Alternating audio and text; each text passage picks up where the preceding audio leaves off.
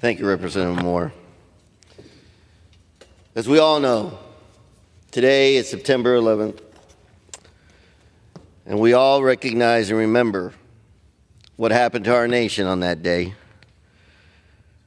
For most Americans, it's the day that terrorism was brought onto our shore. And it was the beginning of America fighting against terrorist attacks. But I want to talk today about what happened on August 26, 2021, because that is the day, the unpardonable and disgraceful failure that was when Biden-Harris administration chaotic withdrawal from Afghanistan.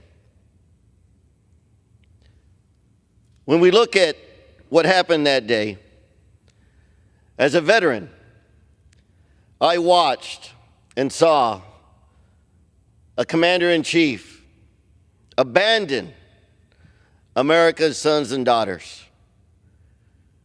That's not a commander-in-chief.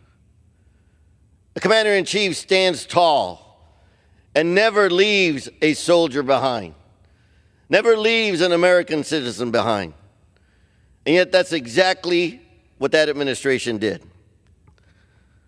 So who is lower than a thief who steals the honor of his countrymen? Who is more abhorrent than a man who betrays their friends and gives comfort to his enemies? President Biden and Vice President Harris fled a country we freed for 2 decades and left it in the grasp of merciless terrorists. Why did we have to lose 13 brave American service members? We didn't. We lost them because there was no real plan on how to get out of Afghanistan. Any real, true commander-in-chief would know that you must plan accordingly, that you must plan every single step to make sure that there is no one left behind. But when you don't have that experience, when you don't understand the conflict that you're in, you will fail like that administration did. You know, they say that if you want to test the character of a person, give him power. Well, we know the character of that commander-in-chief of that day. And truly the character shows that it was more important to deal with the optics politically than it was to protect the men and women in uniform. I'm here to tell you that I firmly believe, and a lot of Americans believe, and a lot of veterans that I know, friends, sons of my fellow brothers and sisters that served, they truly believe that the blood of these Americans is on the hands of Mr. President and Madam Vice President. You know, I talked to veterans that served in Afghanistan, and they talk about when they saw what was going on, when they saw it on the TV. It was a gut-wrenching thing to see, because they had been there for years. They had deployed more than once or twice to stand tall and protect. And to see what happened tore them apart.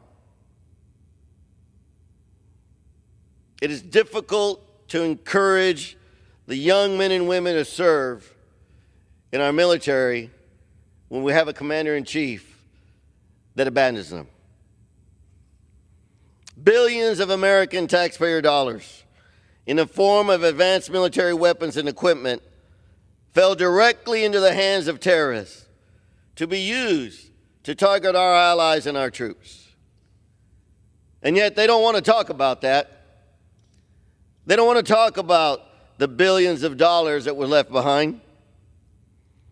And worse was the fate of our Afghan allies, who dedicated their lives to the betterment of their country, only to be brutally murdered when we pulled out and the Taliban came to power. I know individuals that helped America, and their families were left behind. And they asked me, why did this occur?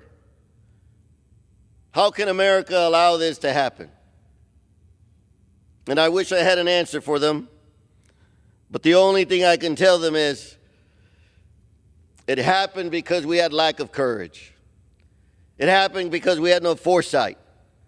We had no means to understand what we were doing. And so we must change that. You know, many of those Afghan allies and their families are dead today. And once again, we know who to blame for that.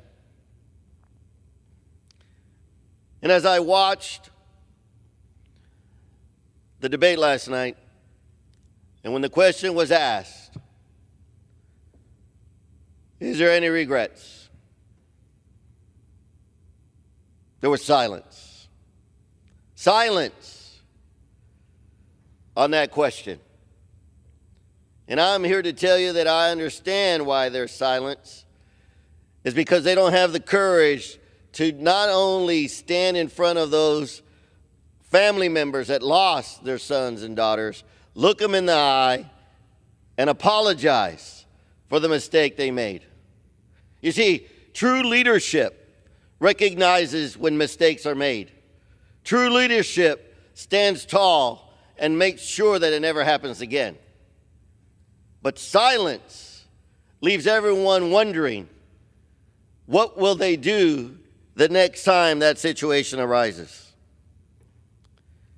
And I hope that should there ever be another time, that we will have a different commander-in-chief, someone that truly understands how to protect, how to defend, and how to make America proud again when we send our sons and daughters into the battlefield.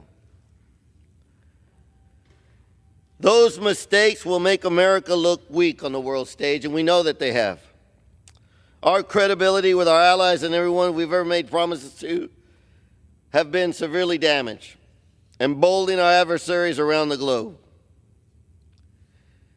And shamefully, our chaotic withdrawal has weakened the morale of our service members, and rightfully so. You know, when I served, I wore my uniform with honor. I wore it proudly because I believed in America, and I believed that the commander-in-chief would always have my back. Today, I question that. I question where the loyalty is of those individuals that made those decisions on that day. You see, those perilous days in August of 2021 will always remain a stain